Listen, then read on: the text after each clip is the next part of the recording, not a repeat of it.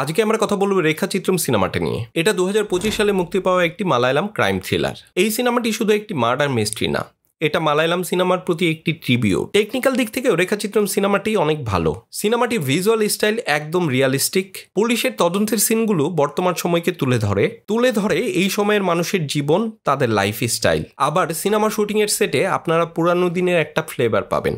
এই ছবির সিনেমাটোগ্রাফি খুবই সুন্দর, বিশেষ করে ক্লোজ আপ শটে ক্যারেক্টার ইমোশনকে খুব কাছ থেকে ধরা হয়েছে। লং শটে সিনেমার সেট, কালার প্যালেট নস্টালজিক একটা ফিল দেয়, যা ওল্ড এবং নিউ এরাকে খুব সুন্দরভাবে ব্যালেন্স করেছে।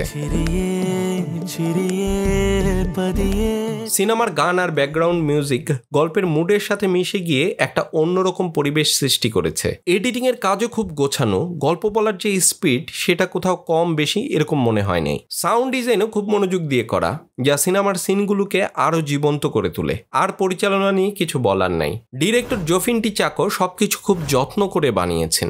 সব মিলিয়ে রেখাচিত্রম সিনেমাটি শুধুমাত্র একটা ক্রাইম থ্রিলার না, এটা মালায়ালাম সিনেমার প্রতি ভালোবাসা আর শ্রদ্ধার একটা নিবেদন।